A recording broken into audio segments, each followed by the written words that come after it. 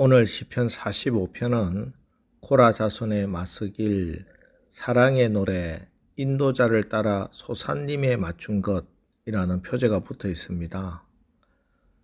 이 표제에서 좀 특이한 것이 있다면은 그것은 다른 코라 자손의 시에서 볼 수 없는 사랑의 노래라는 말이 있는 겁니다.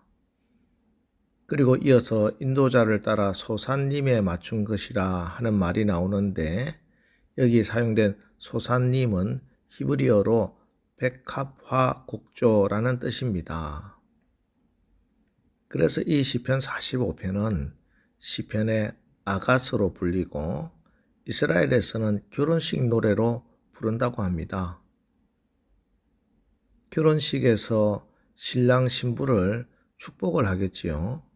그래서 1절, 2절 내 마음이 좋은 말로 왕을 위하여 지은 것을 말하리니 내 혀는 글솜씨가 뛰어난 서기관의 붓것과 같도다. 왕은 사람들보다 아름다워 은혜를 입술에 머금으니 그러므로 하나님이 왕에게 영원히 복을 주시도다. 이렇게 축복합니다. 오늘 시편 기자가 신랑을 축복하면서 왕이 하나님께 영원한 복을 받는 이유는 그 입술에 은혜를 머금었기 때문이다. 이렇게 말하고 있습니다. 그렇습니다. 입술이 복된 사람, 그 사람의 삶이 복됩니다. 이것이 매우 중요합니다. 사람의 말은 자석과 같습니다. 말하는 것이 따라 또 다른 말이, 생각이, 행동이 따라 붙습니다. 악한 것을 말하면은 더욱더 많은 악한 말들이 떠오르고 악한 생각이 떠오르고 악한 행동을 하게 됩니다. 그러나 선한 말, 진리를 말하면은 더욱더 많은 진리의 말을 하게 되고 더 많은 진리를 행동하게 되고 그래서 사람의 말은 자석과 같다 하는 그런 이야기입니다. 그러기에 우리의 삶에 하나님의 은혜가 가득하기를 원한다면은 우리 입술에 하나님의 은혜를 가득 담아야 합니다. 우리 주님께서는 입으로 들어가는 것이 사람을 더럽게 하는 것이 아니라 입에서 나오는 것이 사람을 더럽게 한다. 이렇게 말씀하셨죠. 침이 입 속에 있을 때는 더럽지 않습니다. 그러나 입 밖으로 내뱉고 나면은 자기 침이라도 다시 삼킬 수 없을 만큼 더럽습니다. 더러운 말이 그와 같습니다.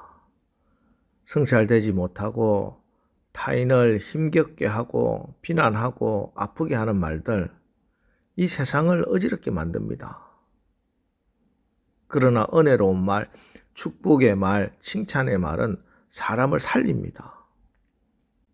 그러므로 다른 그 어떤 것보다도 먼저 내 안에 있는 믿음으로 복음의 능력으로 정복되어야 할 부분이 바로 우리의 혀, 말인 겁니다. 여러분 먼저 하나님께 간구하시기 바랍니다. 시편 141편 3절 여호와여 내 입에 파수꾼을 세우시고 내 입술의 문을 지키소서. 내 입술에 파수꾼을, 내 입술에 성령을 부어달라고 기도하십시오. 야고보 사도는 아무도 그 혀를 길들일 수 없을 만큼 강력한 기관이라고 했습니다. 가장 강력한 기관인 혀는 오직 하나님의 성령의 능력으로 제어될 때만 가능합니다.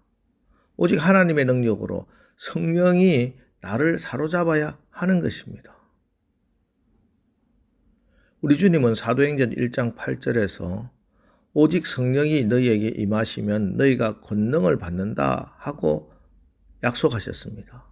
그리고 오순절날 성령이 임하셨는데 120문도에게서 거룩한 하나님의 언어인 방언이 터집니다. 혀에 성령이 임한 거예요. 일찍이 계집종 앞에서 예수님을 부인하고 맹세하며 저주까지 한 더러운 혀에 성령이 임하자 그 혀가 능력의 혀가 되어서 3,000명이나 회개하고 주님을 영접하는 역사가 일어났습니다. 저주하던 혀를 회개시키는 혀로 변화시키는 분 성령님이십니다. 그렇다고 이것이 여러분 자신의 노력이 필요 없다는 말은 아닙니다. 하나님은 우리에게 생각과 의지를 주셨고 우리가 그것을 사용하시기를 원하고 계십니다. 하나님은 하나님이 우리에게 주신 놀라운 이 기구에 우리가 책임감을 가질 것을 요구하십니다. 오늘 하나님 앞에서 결단하시기 바랍니다. 시편 19편 14절 나의 반석이시요 나의 구속자이신 여호와여 내 입의 말과 마음의 묵상이 주 앞에 연락되기를 원하나이다. 내가 그렇게 하겠다 하는 결단입니다. 내 입의 말이 내 입술의 말이 주님 앞에 연락되도록 힘쓰겠다는 결단이고 순종인 것입니다. 솔로몬 왕은 아가서에서 내 입술은 홍색 실 같고 내 입은 어여쁘고 라고 혀의 아름다움을 노래합니다. 여러분의 혀는 얼마나 아름답습니까? 여러분이 거울을 볼 때 자주 혀를 보지는 않을 겁니다. 매달 혀 미용사에게 가서 손질을 하지도 않습니다. 혀를 아름답게 하기 위해서 화장품을 바르거나 혀를 날씬하게 하기 위해서 다이어트 하는 분도 없습니다. 그러나 여러분이 가진 아름다운 얼굴이나 여러분의 훤칠한 키나 아름다운 옷이나 여러분의 수입보다 여러분이 훌륭한 인격인지 바른 사람인지를 결정하는 가장 중요한 것은 바로 이 혀입니다. 여러분, 오늘 시편 기자는 은혜를 입술에 머금으니 그러므로 하나님이 왕에게 영원히 복을 주시도다 하고 찬양하고 있습니다. 오늘 특별히 말할 때 주님을 생각하며 말을 하는지 점검해 보시기 바랍니다.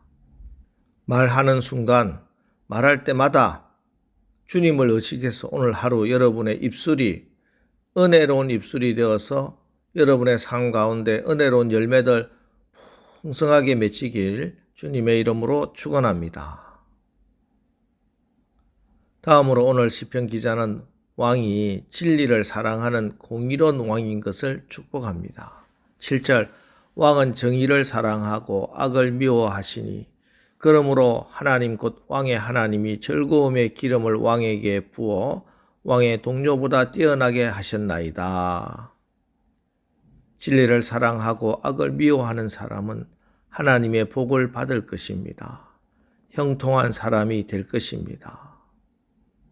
물론 세상에서는 진리를 사랑하는 것 때로는 힘든 길입니다. 좁은 길입니다.